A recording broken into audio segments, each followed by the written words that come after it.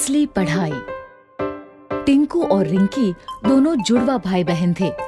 एक ही स्कूल में एक ही क्लास में पढ़ते थे। दोनों पढ़ने में बहुत अच्छे थे, लेकिन अक्सर टिंकू ही ज्यादा नंबर लाता था।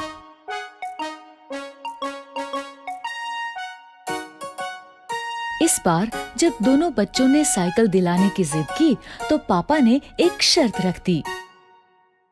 मेरे पास एक ही साइकिल लाने का बजट है। तुम दोनों में से जो भी क्लास में टॉप करेगा उसे ही साइकिल मिलेगी। पापा की बात सुन के दोनों बच्चे पढ़ाई में जुट गए। लेकिन टिंकू कुछ ज्यादा ही स्मार्ट था। उसे पता था कि नंबर्स कैसे लाते हैं। वो सिर्फ उतना ही पढ़ता था जितना कि एग्जाम में आने वाला है। वहीं रिंकी को पढ़ाई का शौक था। वो पूरी की पूरी किताबें पढ़ा करती थी। देखना, साइकिल तो मुझे ही मिलेगी। तू जो इतना पढ़ रही है सब बेकार है। एग्जाम में ये सब नहीं आने वाला। तुझे कैसे पता? अरे ये देख, पिछले 3 साल के क्वेश्चन पेपर्स दिए हैं मुझे ट्यूशन वाले सर ने। हमेशा इन्हीं में से ही क्वेश्चंस रिपीट होते हैं। ठीक है, लेकिन मुझे नहीं लेना कोई शॉर्टकट। एग्जाम में जो भी आएगा बुक्स में से ही आएगा ना। मुझे पढ़ने दे, डिस्टर्ब मत कर। दोनों बच्चों ने अपने अपने तरीके से पढ़ाई की। फाइनली एग्जाम हो गया। ये एग्जाम खत्म, मस्ती शुरू। कुछ ही दिनों में रिजल्ट घोषित हुआ और वही हुआ जैसा हर बार होता था। टिंकू ने टॉप किया, रिंकी सेकंड आई।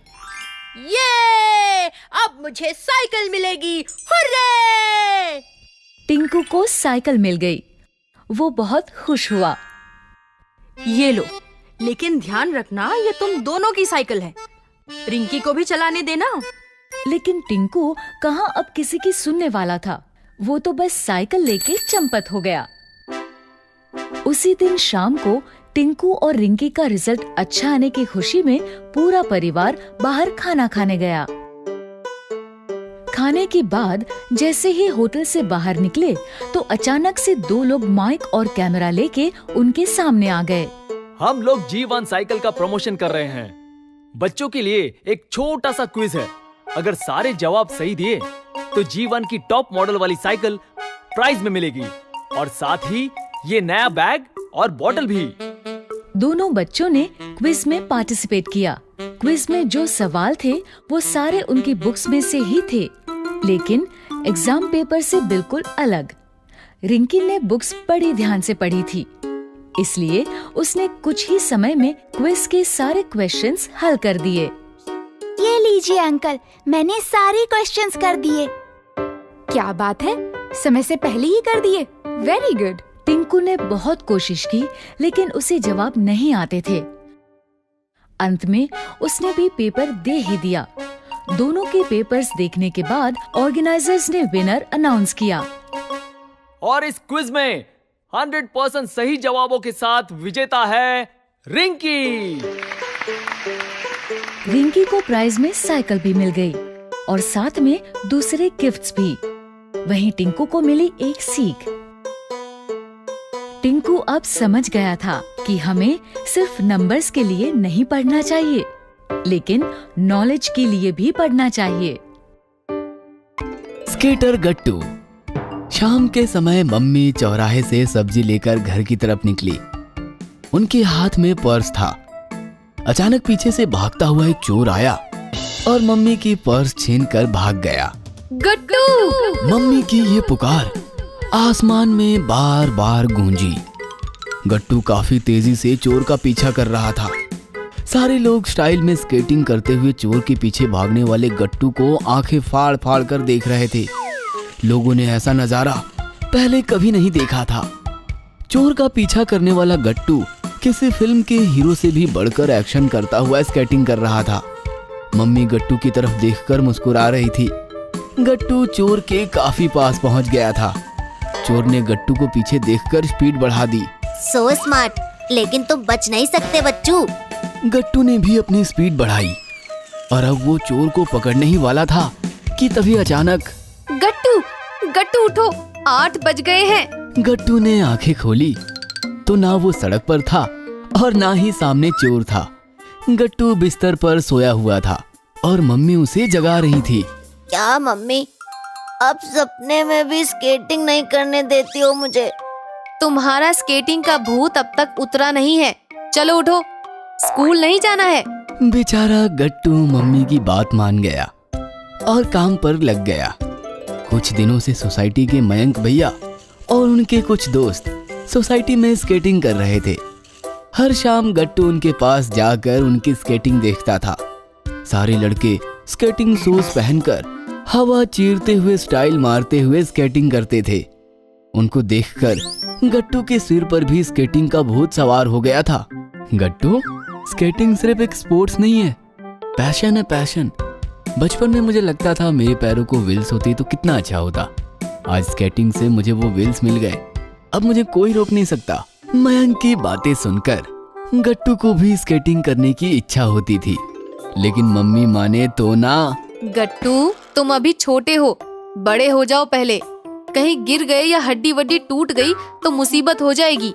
मम्मी, मयंक भैया कह रहे थे स्केटिंग शूज लेकर आ जाओ, मैं सिखा दूंगा तुम्हें। लेकिन मम्मी कहाँ मानने वाली थी। गट्टू बेचारा परेशान हो गया। उसने पापा से भी काफी जिद की, लेकिन बात ही नहीं बन रही थी। गट्टू बेचारा हर शाम मयंक भैया को स्केटिंग करता हुआ देखता और अंदर से रोता रहता। एक दिन तो गट्टू ने मयंक भैया के स्केटिंग शूज पहनकर देखे और चलने लगा, लेकिन बेचारा पैर उठाते ही गिर गया। गट्टू, एक दिन में कोई स्केटिंग नहीं सीखता, स्टेप बाय स्टेप उसकी ट्रेनिंग लेनी पड़ती है, काफी प्रैक्टिस करनी पड़ती है। तू शूज तो लेकर आ, फिर तुम्हें सिखाने की जिम्मेदारी मेरी। गट्टू ने ठान लिया कि वो स्केटिंग सीख कर ही रहेगा, लेकिन फिर दिक्कत थी मम्मी। कोई जरूरत नहीं है, कल गिर गया था ना, अच्छा हुआ ज्यादा चोट नहीं आई। लेकिन वो कहते हैं ना, तुम अगर सच्चे मन से कुछ पाना चाहो तो पूरी कायनात तुम्हारी मदद के लिए इकट्ठा हो जाती है। गट्टू के साथ भी वो चमत्कार हुआ। एक दिन पापा कुछ बिना कहे, बिना किसी को बताए चिंकी और उसके लिए स्केटिंग शूज लेकर आए। वह देखकर गट्टू की आंखों में आंसू आ गए और वो झट से पापा से जाकर लिपट गया। क्या जरूरत थी ये लाने की, बच्चे छोटे हैं अभी। अरे यही तो उम्र है इनके सीखने की। तुम बेवजह डर रही हो और इन्हें भी डरा रही हो। मयंक सिखाएगा इन्हें। स्केटिंग से हमारे बच्चे फिजिकली और मेंटली तंदुरुस्त रहेंगे। इनका कॉन्फिडेंस लेवल कई गुना बढ़ जाएगा, देखना। उस रात गट्टू इतना खुश था कि वो अपने स्केटिंग शूज सीने से लगाकर ही सो गया था। दूसरे दिन शाम से गट्टू चिंकी की ट्रेनिंग शुरू हुई। गट्टू चिंकी, जल्दबाजी नहीं करनी है, टाइम लेकर सीखना है, प्रैक्टिस करनी है। Practice max perfect. स्केटिंग एक दिन में नहीं आती। डोंट वरी भैया, हम आपको फॉलो करेंगे। आज हम सिर्फ बैलेंस करना सीखेंगे। आज तुम्हारे रोलर स्केटिंग व्हील्स में 100% लॉक रखूंगा। सेफ्टी गार्ड्स पहन लो। फिर गट्टू चिंकी ने हेलमेट और बाकी सेफ्टी गार्ड्स पहन लिए। मयंक भैया ने उनके स्केटिंग व्हील लॉक कर दिए और दोनों को भी व्हील लॉक करना और खोलना सिखाया। अब कमर से नीचे झुक जाओ और धीरे धीरे चलते रहो, इससे स्केटिंग के साथ बैलेंस करना सीख जाओगे। गट्टू चिंकी कमर से सामने की तरफ बेंड हो गए और छोटे छोटे कदम उठाकर चलने लगे। एक हफ्ता गट्टू चिंकी ने स्केटिंग व्हील के साथ चलना सीखा। फिर मयंक ने स्केटिंग व्हील का लॉक 25% खोला। अब बैलेंस आगे ही रखो और धीरे धीरे चलने की कोशिश करो। बैलेंस सामने ही होना चाहिए, क्योंकि अगर हम गिर भी गए तो हाथों का सपोर्ट ले सकते हैं। फिर गट्टू चिंकी धीरे धीरे व्हील्स पर चलने की कोशिश करने लगे। व्हील्स हल्के हल्के घूम रहे थे। एक हफ्ते बाद उनका बैलेंस पक्का हो गया तो मयंक ने व्हील्स को 50% खोल दिया और फिर से उन्हें बैलेंस करते हुए चलने को कहा। अब गट्टू चिंकी को बहुत मजा आ रहा था, क्योंकि अब वो व्हील्स पर अच्छी तरह से फिसल कर आगे बढ़ पा रहे थे। कुछ दिन ऐसे ही बीत गए। मयंक ने दोनों के स्केटिंग व्हील्स को 100% खोल दिए, जिससे स्केटिंग ने रफ्तार पकड़ ली। चिंकी तो बार बार गिर रही थी, लेकिन हाथों के सपोर्ट से अपने आप को फिर से खड़ा भी कर रही थी। गट्टू का बैलेंस काफी अच्छा डेवलप हो गया था। वो चिकने ट्रैक पर तेजी से इधर उधर हो रहा था। कुछ दिनों बाद गट्टू चिंकी तेज रफ्तार से भी बॉडी बैलेंस करना सीख गए, लेकिन उन्हें ब्रेक लगाना कहाँ आता था। मयंक भैया ने ब्रेक लगाने के 2-4 तरीके उन्हें सिखा दिए और फिर गट्टू चिंकी रोज शाम स्कूल से लौटने के बाद स्केटिंग की प्रैक्टिस करने लगे। कुछ ही दिनों में दोनों स्केटिंग में परफेक्ट हो गए। एक दिन मम्मी सोसाइटी कैंपस में टहल रही थी। तभी उन्होंने देखा कि गट्टू स्केटिंग करता हुआ तेजी से उनकी तरफ ही आ रहा है। मम्मी ने इससे पहले उसकी स्केटिंग नहीं देखी थी। उन्हें लगा कि वो अब इन्हें टक्कर मार देगा। मम्मी डर गई। गट्टू स्टॉप! तेज गट्टू बस उन्हें टक्कर मारने ही वाला था कि तभी गट्टू ने एक परफेक्ट टर्न लिया और वो बिना मम्मी को छुए तेजी से सामने निकल गया। Smart boy. मम्मी ने उसका शार्पनेस देखकर प्राउड फील किया और वो वहीं खड़ी खड़ी गट्टू की स्केटिंग में खो गई। अगर आपको हमारी वीडियोस पसंद आ रहे हैं तो इन्हें लाइक करें, कमेंट करें और सब्सक्राइब करें